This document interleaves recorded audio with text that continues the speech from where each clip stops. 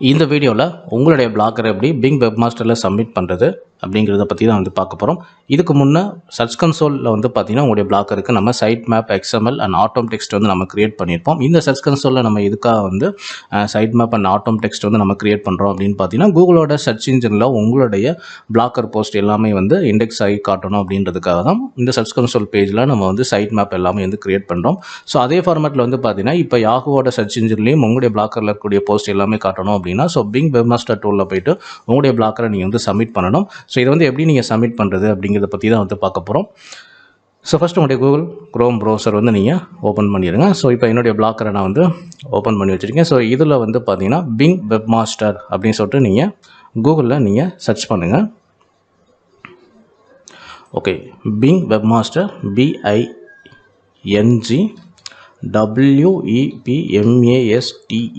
Webmaster Bing webmaster அப்படின்னு சொல்லிட்டு நீங்கள் சர்ச் பண்ணிங்கன்னா ஃபஸ்ட்டு வந்து பார்த்தீங்கன்னா www.bing.com ஆரமார்க் போட்டு உங்களுக்கு வந்து வெப்மாஸ்டர்ஸ் அப்படின்னு சொல்லிட்டு இந்த லிங்க் உங்களுக்கு வந்து காட்டும். ஸோ இந்த லிங்க்கை வந்து கிளிக் பண்ணுங்கள்.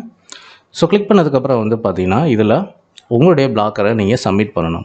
ஸோ இதுக்கு முன்னே வந்து நம்ம வந்து உங்களுடைய சர்ச் கன்சோலில் எப்படி நீங்கள் போய்ட்டு உங்களுடைய சைட்டோட லிங்க்லாம் கொடுத்து நீங்கள் ஒரு பேஜ் வந்து க்ரியேட் பண்ணீங்களோ அதே மாதிரி தான் இதுலேயும் வந்து பார்த்தீங்கன்னா உங்களுக்கு வந்து பிளாக்கரோட லிங்க் கொடுத்து உங்களுக்கு பிங் வெப்மாஸ்டர் டூலில் ஒரு பேஜ் வந்து க்ரியேட் பண்ணணும்.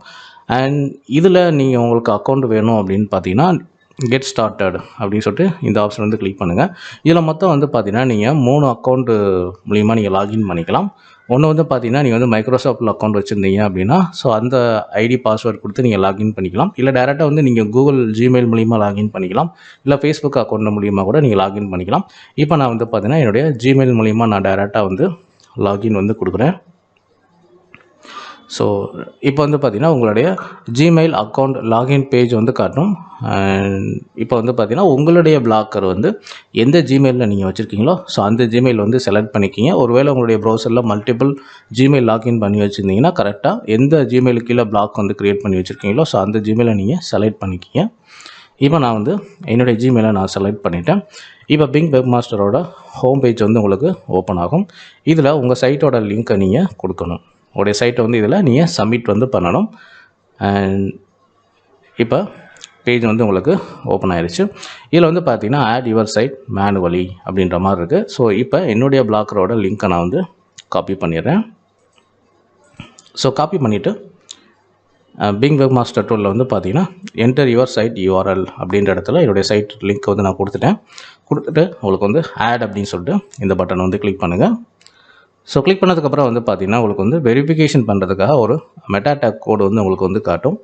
ஸோ இந்த மாதிரி ஆட் அண்ட் வெரிஃபை சைட் அப்படின்னு சொல்லிட்டு ஒரு மெட்டா டேக் கோடு வந்து காட்டும். இதில் மொத்தம் வந்து பார்த்திங்கன்னா உங்களுக்கு வந்து 3 மெத்தட்ஸில் வந்து பார்த்திங்கன்னா உங்களுடைய சைட்டை நீங்கள் வெரிஃபிகேஷன் வந்து பண்ணிக்கலாம். ஒன்று வந்து XML ஃபைலு, இது டவுன்லோட் பண்ணிவிட்டு நீங்கள் வந்து அப்லோட் பண்ணுற மாதிரி இருக்கும்.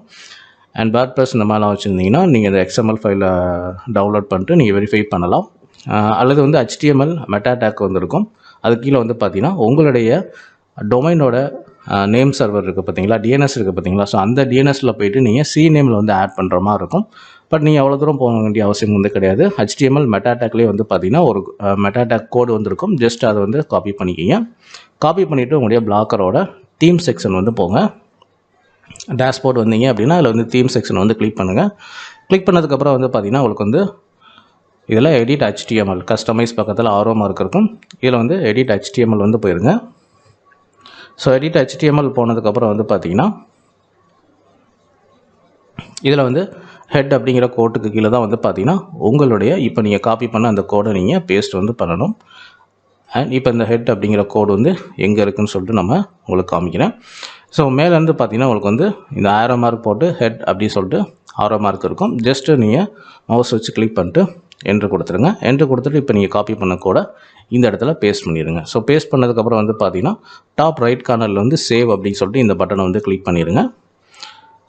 ஸோ இது சேவ் ஆனதுக்கப்புறம் வந்து பார்த்தீங்கன்னா உங்களுக்கு வந்து பிங் வெப்மாஸ்டர் சைட்டில் வந்து பார்த்தீங்கன்னா வெரிஃபை அப்படின்னு சொல்லிட்டு ஒரு பட்டன் இருக்கும். இந்த பட்டனை வந்து நீங்கள் கிளிக் வந்து பண்ணணும். ஸோ இப்போ நம்மளுக்கு சேவ் ஆயிடுச்சு. சேவ் ஆனதுக்கப்புறம் வந்து பார்த்தீங்கன்னா இந்த இடத்துல வெரிஃபை அப்படின்னு சொல்லிட்டு இந்த பட்டனை வந்து கிளிக் பண்ணுங்கள். ஸோ கிளிக் பண்ணதுக்கப்புறம் வந்து பார்த்தீங்கன்னா இங்கே கங்க்ராச்சுலேஷன் சைட் அடிஷன் சக்ஸஸ்ஃபுல் அப்படின்னு சொல்லிட்டு உங்களுக்கு இந்த மெசேஜ் வந்து காட்டும். கீழே வந்து டன் அப்படின்னு சொல்லிட்டு இந்த பட்டன் வந்து கிளிக் பண்ணிடுங்க. ஸோ கிளிக் பண்ணதுக்கப்புறம் வந்து பார்த்தீங்கன்னா பேஜ் உங்களுக்கு ரிஃப்ரெஷ் ஆயிரும். அண்ட் இந்த இடத்துல வந்து பார்த்தீங்கன்னா உங்களுக்கு வந்து நம்ம சர்ச் கன்சோல் மாதிரியே பார்த்தீங்கன்னா உங்களுக்கு வந்து கிட்டத்தட்ட இதோடைய டேஷ்போர்டும் அண்ட் சர்ச் கன்சோலோட டேஷ்போர்டும் பார்த்தீங்கன்னா உங்களுக்கு கிட்டத்தட்ட உங்களுக்கு வந்து சேமாக இருக்கிற மாதிரி தான் உங்களுக்கு வந்து தெரியும். இதில் வந்து சைட் மேப் அப்படின்னு சொல்லிட்டு இந்த ஆப்ஷன் வந்து கிளிக் பண்ணுங்கள். ஸோ கிளிக் பண்ணதுக்கப்புறம் வந்து பார்த்தீங்கன்னா நம்ம கூகுளோட சைட் மேப்பில் வந்து பார்த்தீங்கன்னா 2 கோடு வந்து ஆட் பண்ணோம். ஒன்று வந்து பார்த்தீங்கன்னா சைட் மேப் .xml, இன்னொரு கோடு வந்து பார்த்தீங்கன்னா ஆட்டோம் டெக்ஸ்ட் வந்து நம்ம ஆட் பண்ணோம். இதில் வந்து சப்மிட் சைட் மேப் அப்படின்னு சொல்லிட்டு இந்த பட்டன் வந்து கிளிக் பண்ணுங்கள். இப்போ இந்த பாக்ஸில் வந்து பார்த்தீங்கன்னா இப்போ உங்களுடைய யூஆர்எல்லை நீங்கள் காப்பி பண்ணிடுங்க. உங்கள் வெப்சைட்டோட யூஆர்எல் பிளாக்கரோட யூஆர்எல்லை காப்பி பண்ணிவிட்டு இந்த இடத்துல பேஸ்ட் பண்ணுங்கள். ஸோ பேஸ்ட் பண்ணதுக்கப்புறம் வந்து பார்த்தீங்கன்னா கடைசியில் சைட் மேப் .xml அப்படின்னு போட்டுட்டு சப்மிட் வந்து கொடுங்க. ஸோ சப்மிட் கொடுத்ததுக்கப்புறம் வந்து பார்த்தீங்கன்னா இப்போ நீங்கள் வந்து சப்மிட் பண்ணிட்டீங்க. இது வந்து பாருங்கள் சக்ஸஸ் அப்படின்னு சொல்லிட்டு இந்த கோடு வந்து ஆட் ஆயிடுச்சு. இதுக்கடுத்து வந்து பார்த்தீங்கன்னா நீங்கள் வந்து ஆட்டோம் டெக்ஸ்ட் கோடு வந்து ஆட் பண்ணணும்.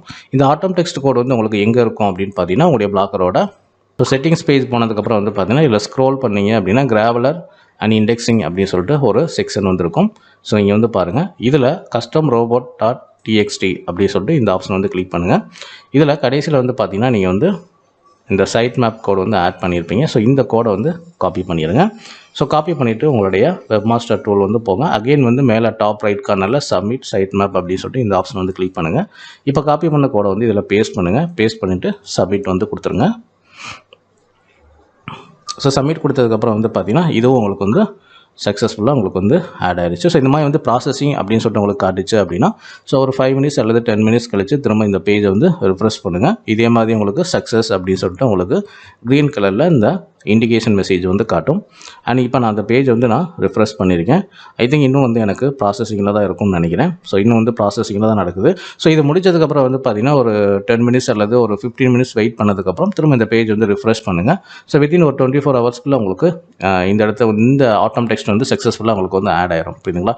ஸோ இதுலேயுமே வந்து பார்த்தீங்கன்னா உங்களுக்கு வந்து சர்ச் கன்சோல் மாதிரி இதில் வந்து URL இன்ஸ்பெக்ஷன் அப்படிங்கிற இந்த ஆப்ஷன் எல்லாமே இருக்கும். உங்களுக்கு வந்து இண்டெக்ஸ் ஆகலை அப்படின்னா ஸோ இது இந்த URL இன்ஸ்பெக்ஷனில் போய்ட்டு நீங்கள் மேனுவலாக கூட இண்டெக்ஸ் வந்து பண்ணிக்கலாம்.